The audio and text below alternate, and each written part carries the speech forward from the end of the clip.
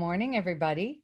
My name's Maureen Fakaro, and I'm really excited to be a part of this. Thank you, Wingsy, for inviting me to participate in a conversation today about an introduction to vibrant living through mindfulness for caregivers. Listen, thrilled to have everybody here. Welcome. Just a little bit about me. I've had a lifetime passion for seniors and supporting others, wellness options. These have contributed to my work choices and paths through my life.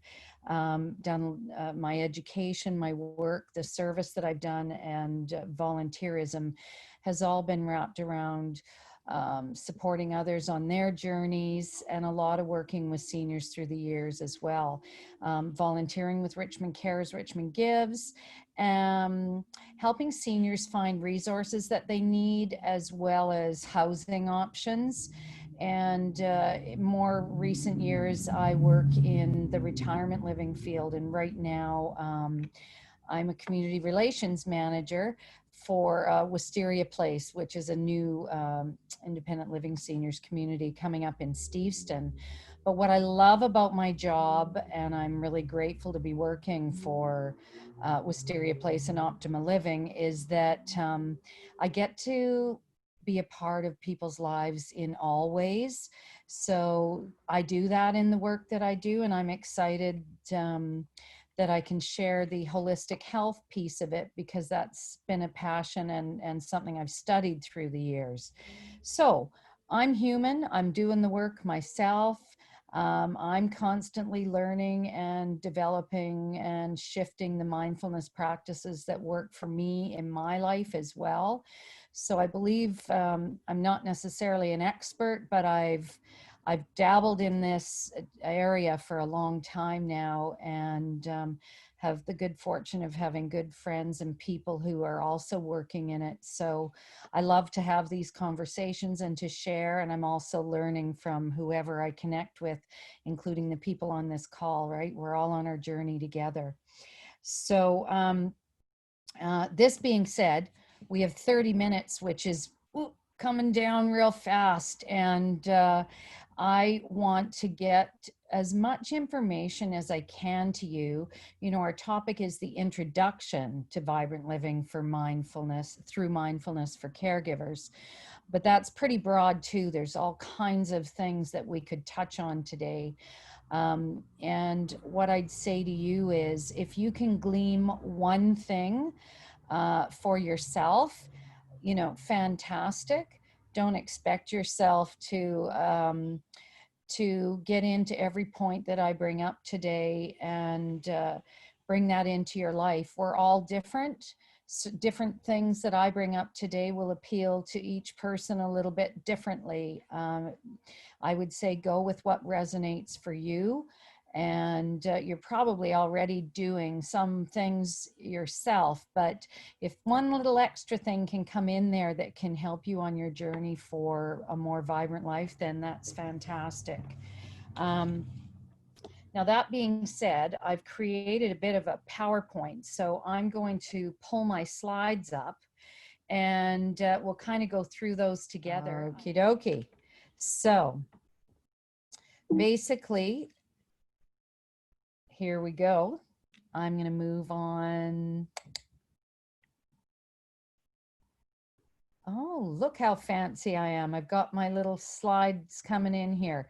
So, mindfulness for caregivers. Okay, the caregivers who look out for everybody else and not taking time for themselves. So, way to go. You're showing up for you today. And I've said, understand what it is, and by all means, it can be for you. Just moving my little over here. Okay, so if you're just starting your caregiver role, or with a partner or family member with an early diagnosis, or if you're well into it and feeling the effects of being a long-term caregiver, or if, as Jackie said, you're here just for you, you've had your time of doing that. We're all at different places. Bottom line is, it doesn't matter. It's never too late to make a difference for yourself. And we all know that in turn, it can impact the people that we're connecting with as well. So I do know it's hard to imagine when you're exhausted, scared, stressed, lonely, whatever, that things can get better. But I know that where there's a will, there's a way. So we're focusing on mindfulness for caregivers today. And either you're ready to surrender for something that could make a difference, or you might even still be believing that, you know, you're only here to help others and you barely squeeze out time for you. But I just want to say that taking time for you is non-optional. You know, this is your oxygen mask, and it's up to you to find one that fits you and use it. So, I mean, that being said, there are so many different ways that we can practice mindfulness, and we're all different personalities. Different things will speak to you. But I'm saying it's time for us to love ourselves and take care of ourselves. You know, we deserve it, you deserve and need this, and the people in your life actually need and deserve you to take this time out for you too. So mindfulness practices are tools and techniques to help anyone build their inner resilience and resources step by step, day by day, experience by experience. You know, and they say Rome wasn't built in a day, but it was built. So one day you too can be surprised by the conviction that you can manifest in yourself and the improved energy and overall wellness from the inside out. You know, that's the point. This is an inside out piece that can bring us better wellness. And that's why mindfulness is the buzz, the real deal. You know, every day scientists are finding more and more benefits from mindfulness. There's a powerful ripple effect going on. And we are being invited and need to invite ourselves to be a part of that. So, I'm saying kind of excuses be gone, one thought at a time. We believe, trust, allow, and with our powerful thoughts, we can bring about some change. So what is mindfulness? It's pretty much anything done with focus and intention. So, you know, the truth is we can be doing things mindfully that aren't helping us as well. And we have to be careful about that. But today we're going to talk about intentional practices that help us notice, focus, and discover positive intentions for ourselves, you know, our body sensations, noticing and being present to what is actually going on. So I wouldn't mind doing just a little mini exercise with you right now. And I just want to say that you are not going to be seen on the camera, right, Wingsy?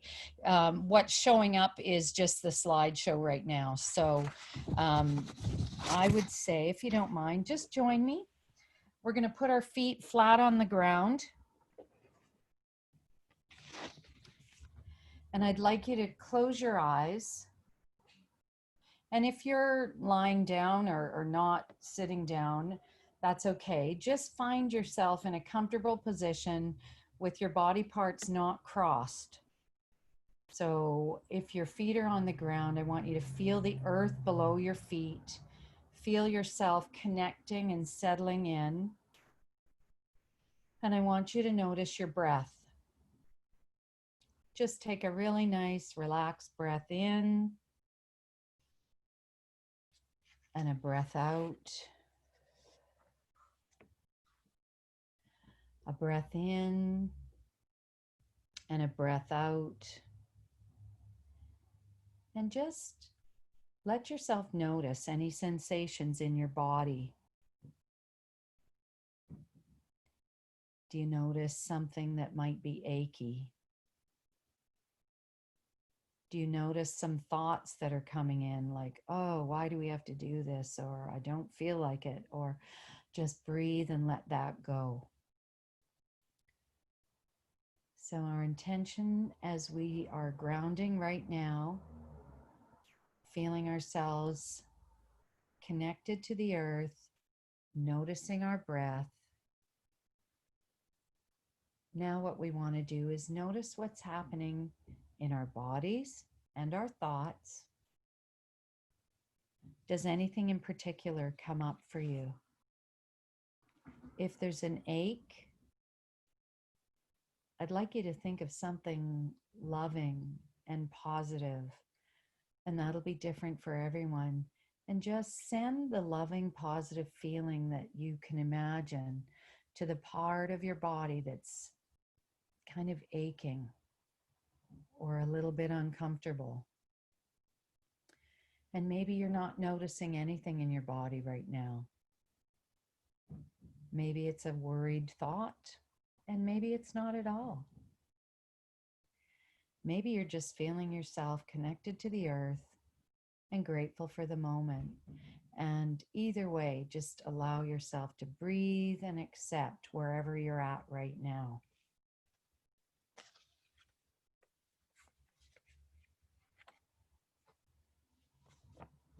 Awesome. So in fact, as simple as taking time to do that, I invite you to just kind of let yourself open your eyes and be a part of this conversation again. Often when we stop to do that kind of thing, and we don't very often, usually we're rushing about doing our work or actually stuck in things like rampant thoughts. And those are things that can actually stop us from finding our vibrancy. And they're challenge for anyone of any age. But I think as a caregiver, when you're tired, it's a place that we go to. It's a default place where our thoughts are running rampant.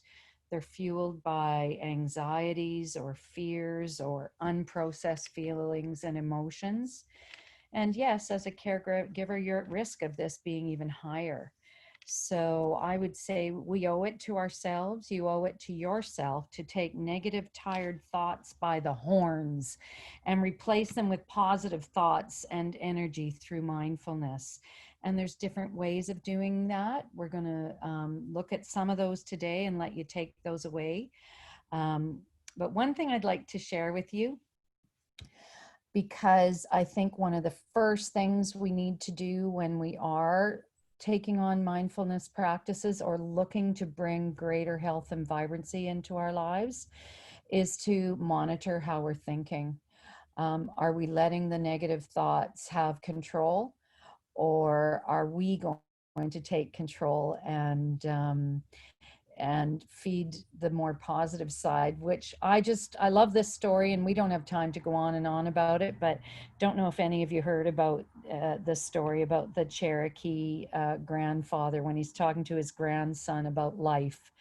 And he tells his grandson that there's a fight going on inside of him, and that everyone has that, and it's like we have two wolves inside of us, and one is the evil, darker, more anxious and fearful wolf, and the other one is the loving, caring, kind wolf. And the grandfather says, you know, whichever one we feed is the one that's going to lead within us and be the leader in our lives. And I've always thought that this is a really important thing for us to consider when we're looking at taking care of ourselves and aiming to be more mindful and bring in our vibrant lives, is to remember that every human being kind of has that as a part of how we are. And some of that harder stuff that he is describing as the evil wolf, you know, some of that is there to help us notice and guide us in our path. But when we let it become rampant and excessive, that's when we really get off track and find it difficult to be healthy and strong.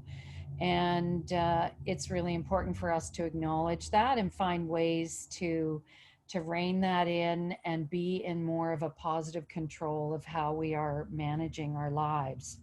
So the awesome news is that taking one little step into living mindfully will surely and powerfully deliver us into our more vibrant life and greater health. So it's true that people who learn to focus on their breathing and their body sensations have proven increased abilities in their concentration, in their memory, improved heart health. You know, all in all, it leads us to more balanced, content living. So the truth is We all do, and we can't forget that we also have a stubborn streak or two. So, shifting to mindfulness practices is going to soften that and open the door for the great stuff that we really want. So, why mindfulness? Hey,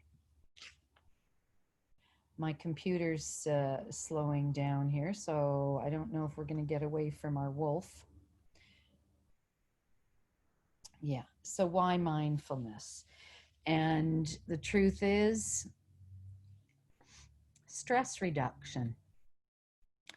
I love this little picture. It's a bit blurry, but I bring it up for a couple of reasons. So, one is here we have what maybe some of you can relate to.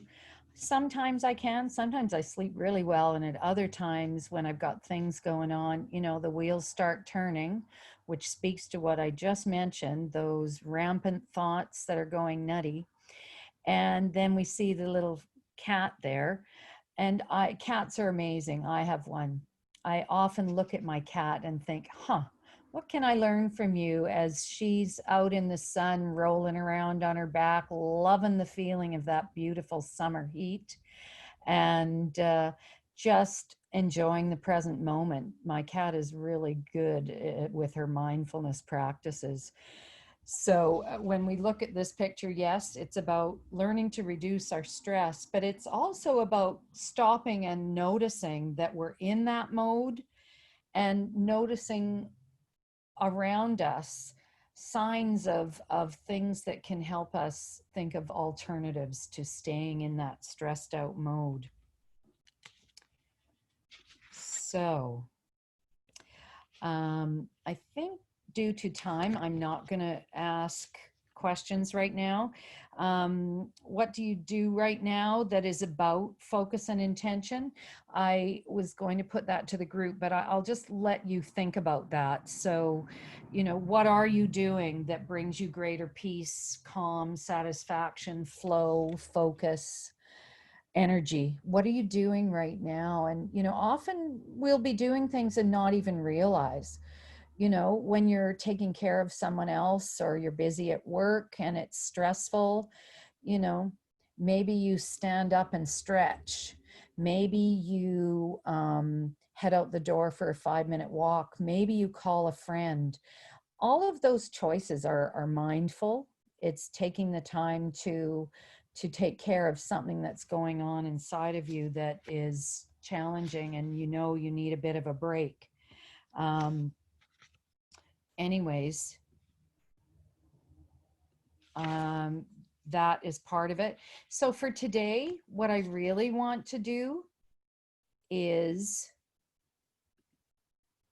because our time is running. Oh, isn't that fun? Lots of cascades. Don't know why that was going on like that. I want to talk about some of the foundations of mindfulness. So for you, you've maybe been to a meditation class. Maybe you have a meditation practice. Maybe you love yoga and you do some yoga regularly or every now and then. I know with the current situation, I've been going to YouTube and doing Rodney Yee's yoga, and I love it because he has 5-minute sections of different kinds, and I can try different things in small pieces. But the main thing I wanted to share with you today is more around what's underneath some of those bigger, well-known practices of mindfulness, like the yoga and like meditation. But it's the pieces that happen within us. It's the thoughts and how we are thinking and getting those on track. So on the list on your screen right now, I'm talking about the first one, which is practice noticing. And that really is probably the first thing that's the helpful mindful practice. And that is asking and looking for what's underneath and around our thoughts, feelings, and habits that no longer serve us. And truly asking ourselves, what am I longing for? You know, is it rest? Is it joy? Is it courage? And that's a big, long conversation. Today, as I present these concepts, it's an invitation for you to think about this for yourself. And there's continual unfolding, you know, for the rest of our lives as we work through these pieces and live our lives vibrantly. The second one is about getting grounded. So, you know, that's something, a buzzword too. Get grounded, be grounded. What does that mean? You know, discovering what that means to you. Ideally, what it means is finding your place in your core so you're not wrapped up in the anxiety or thoughts of that, like I mentioned, the rampant thinking or the busyness or the needs of other people. Making sure you take time to get aligned with your heart and be present in the moments.